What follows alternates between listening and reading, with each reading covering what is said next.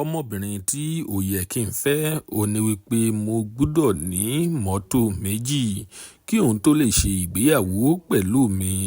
Arákùnrin tí a ń pè ní AFEEZ Ayetoro tí gbogbo wa mọ̀ sí Saka, òun ló fi eléyìí wá o, òun ló sọ̀rọ̀ yìí. Ẹ̀yin èèyàn wa ẹ fi ara balẹ̀, kí nìdí tí arákùnrin yìí fi sọ bẹ́ẹ̀? Gbogbo rẹ̀ la máa yànnàná fún yín ní orí ètò wa níbí. Ẹ káàbọ̀ padà sórí ètò yín, ètò wa. Tó bá jẹ́ ìgbà àkọ́kọ́ tí ẹ̀ ń wo fídíò wa nìyí, ẹ jọ̀wọ́ ẹ tẹ subscribe button láti máa rí púpọ̀ lára àwọn fídíò wa wò. Ojú tí ẹ fi ń wò wá kò ní fọ́, etí tí ẹ fi ń gbọ́ wá kò ní di láṣẹ Ìdùmarè. Ọpẹ́ ọmọ Àjíbóyè lóníròyìn yín, ẹ kú dédé wò yìí níbikíbi tẹ́ bá ti ń wò wá nílé lóko lẹ́yìn odi.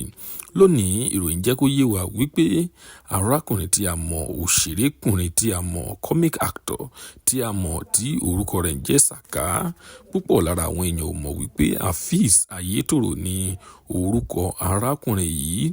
Arákùnrin yìí ló fi yé wa ní orí interview kan tí ó ṣe pẹ̀lú Jude Jídé Onwo. Ibẹ̀ ni arákùnrin yìí ti sọ̀rọ̀ wípé ó ní obìnrin tí ó yẹ kí òun kọ́kọ́ fẹ́ nígbà tí òun sì jẹ́ bachelor. Ó ní ó sọ wípé òun gbọ́dọ̀ rí mọ́tò méjì ní ìdí òun torí wípé òun ti ń ṣe fíìmù Yorùbá nígbà náà. Òun dẹ̀ ń ṣe ìpolówó fún Etisalat.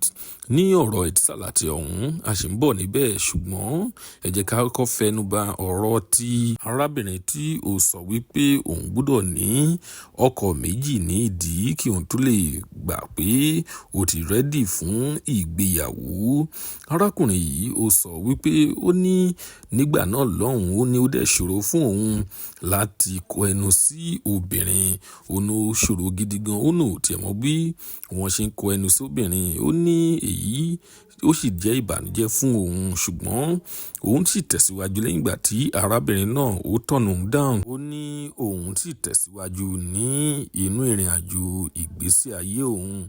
Ó ní òun tẹ̀síwájú, ó ní lẹ́yìn ìgbà tí arábìnrin ọ̀hún tí ó ní wípé òun gbọ́dọ̀ ní ọkọ̀ méjì lẹ́yìn ìgbà tí ó lọ tán. Ó ní lẹ́yìn ìgbà náà ni òun tó wá padà pàdé ẹni tí òun fẹ́ sílé báyìí tó bí àwọn ọmọ fún òun.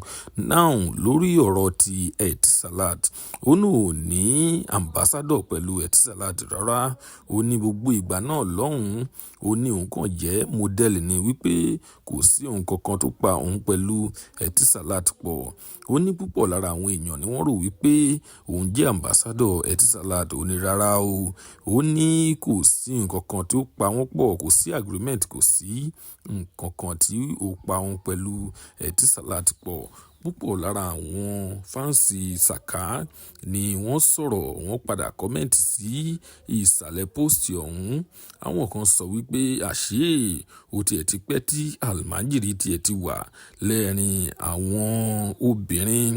Èèyàn míì tún sọ wípé ó ní arábìnrin náà tiẹ̀ lè máa ní kẹ̀kẹ́ títí di báyìí tí òun expect wípé kí Saka ní mọ́tò méjì.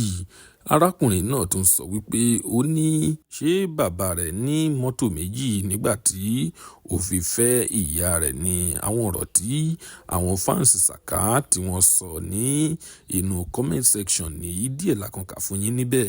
Lónìí ìròyìn ní ṣókí tí a mú wá fún yín rèé. Tó bá jẹ́ ìgbà àkọ́kọ́ tí ẹ̀ ń wo fídíò wa nìyí, ẹ jọ̀wọ́ ẹ tẹ subscribe button láti máa rí púpọ̀ lára àwọn fídíò wa wò. Ojú tí ẹ fi ń wò wá kò ní fọ́, etí tí ẹ fi ń gbọ́ wá kò ní di láṣẹ Ìdùmarè. Ọpẹ́ ọmọ Àjíbóyè lórúkọ tèmi. Ire lójú gbogbo ọmọ rẹ̀ ó tún dọjọ́ mi, ọjọ́ rẹ̀ ó dìgbà.